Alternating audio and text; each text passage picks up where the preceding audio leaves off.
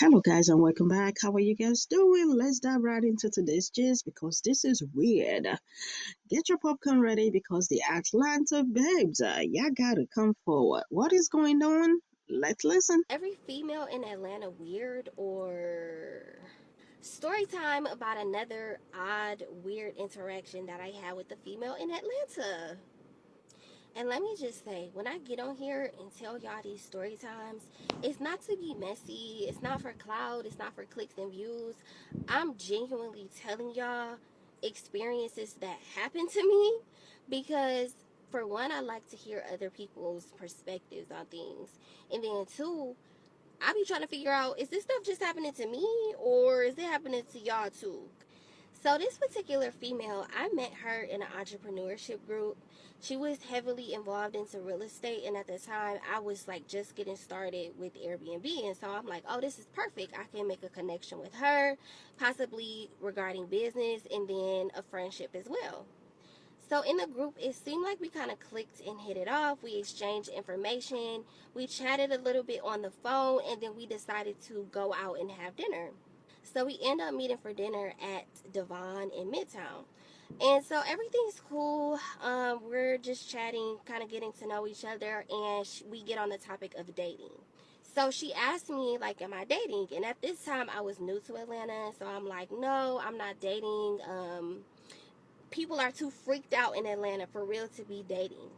And so I asked if she's dating, and she tells me, yeah, I'm dating this millionaire tech guy. And she's like, yeah, people are super freaked out in Atlanta.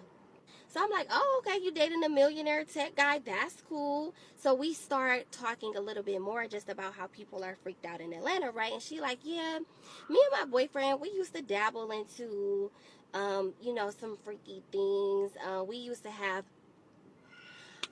but she's like, we don't do that anymore. We don't really get into that type of stuff. And so when she said that, I was just like side eyeing her a little because at the end of the day, what you do in your bedroom really don't concern me as long as you know I'm not going. The thing about making friends in Atlanta is you don't know if somebody really want to be your friend or if they want to be your friend because they feel like they can come up off you or if they want to get you in a bedroom or you just don't know. So we wrap up dinner. I probably chit chat with her lightly a few times after dinner, and then I get this text message. I can't remember if she texted or called me, but basically she was like, "Hey, do you want to go to St. Lucia for my birthday?" She's like, yeah, my boyfriend. Remember, I told y'all she had this millionaire boyfriend, right? She like, yeah, my boyfriend. He's gonna pay for us to go to St. Lucia. So I'm like, oh, bet. She's like, yeah, send me your information. I'm gonna book the tickets. Now I'm looking at the tickets as soon as she say, do I want to go to St. Lucia? Tickets $3,000, y'all. So I send her over my information, and within 30 minutes, like the next 30 minutes to an hour, the tickets was booked. So at this point, I'm excited. You know what I'm saying? I get to go to St. Lucia on somebody else's dime. So a few days later, she hit me up again and she's like, yeah, my boyfriend, he's actually going to come with us now on the trip. And not only is he going to come, but he's inviting another one of his friends, that's a female, and then one of his male friends potentially is coming. So now this trip has gone from a two-person girls trip to an entire group trip, right? And she's like, yeah, we're gonna just get a villa. You have your own bedroom. Everybody's gonna have their own bedroom, and we're gonna have a lot of fun. So already my antennas is perking up because for one, I'm already going out the country with somebody that I don't even know that well. But now more people have been added into the mix. So here's where things get interesting, guys. So even though she told me that more people are now coming on a trip, I still want to go.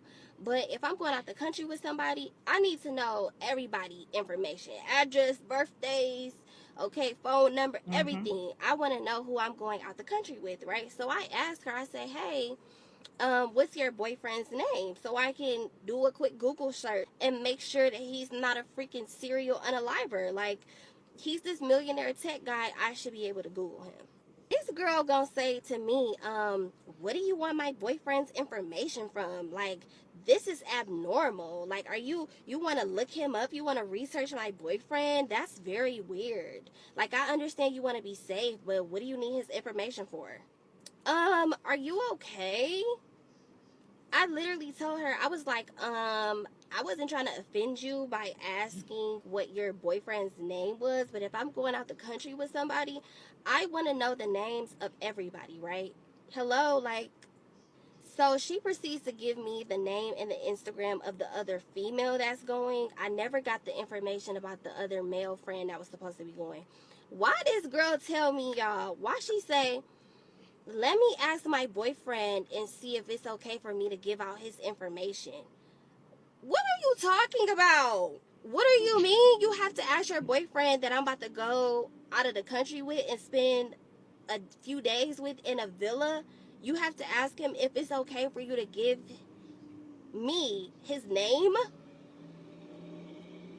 What is going on here?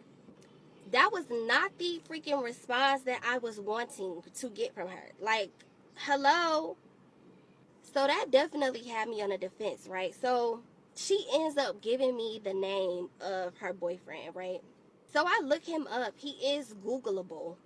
And I don't find nothing that's like crazy on him, right? But at this point, my discernment is on level 1,000. Like, you done already told me and hinted at the fact that you and your boyfriend used to get into some freaky deaky stuff here in Atlanta, and now you being weird about me even having his information. Something ain't right. Okay, go to part two, y'all. I'm gonna wrap this story up because I don't want to make it too long. Before we move to the part two of our story, do not forget to go down there, add your comment. What do you think about this so far? I think this is weird.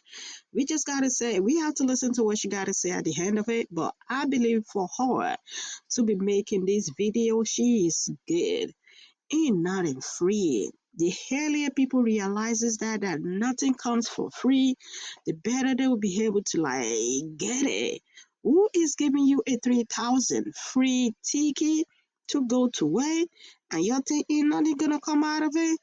But just like I said, we just have to be happy that she is safe because for her to be making this video, that means she is safe. Credit to her. Credit to the creator for giving us this opportunity to add our comment. Go down there. How do you feel about this story so far? It's getting crazy. Let's keep. Okay, part two. So, Girly is acting very, very weird about giving me her boyfriend information. She's not giving me that many details about the trip. She just basically want me to show up, right? I'm feeling a little bit anxious.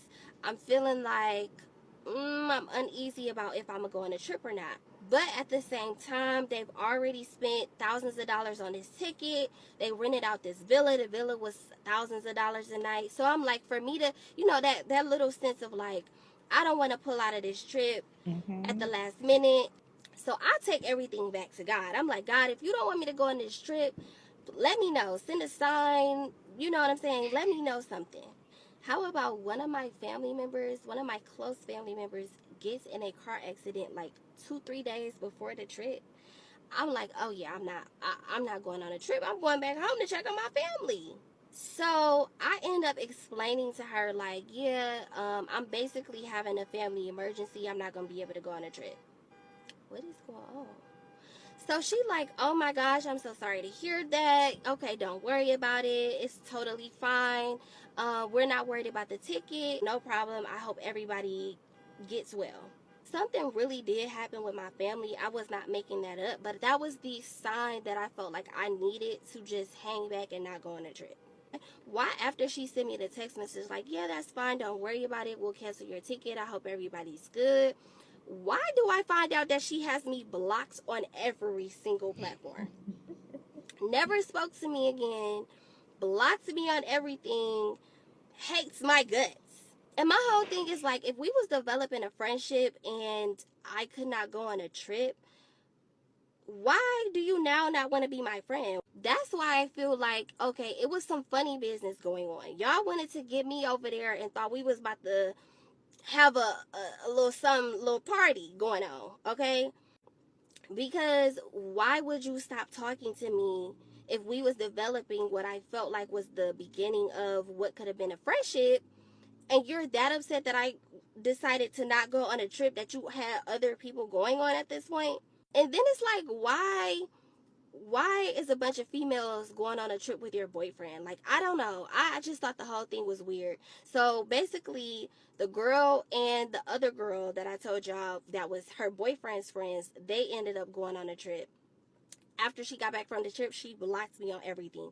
Am I tripping? Or was that weird? Like, was there definitely some other motive behind why she invited me on a trip? I feel like it was some funny business going on, and it's just, yeah, it's just so freaking hard to make genuine real friends in Atlanta that don't have no weird stuff going on. Somebody told this lady that she is not tripping. She just got saved. Thank God that she prayed. You know what I mean? And she asked for sign. Who knows what could have happened? Just like I said in the last segment, that for her to be telling us this story time, that means she is saved. Ladies, let's have a say. Let's have a say and let's learn from this story time. Ain't nothing for free. No freebies. No freebies. All these freebies comes with something. Comes with something. The moment we realize is that, okay, this is too good to be true, we just gotta jump in and do our due diligence.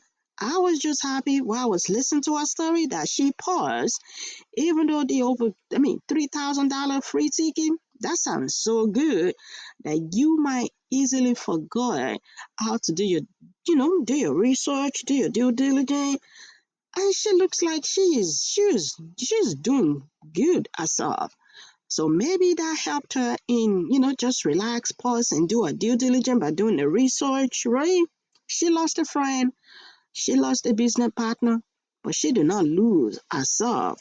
You know what I mean? I am just so happy that the end stories, all she lost was a friend, a business partner.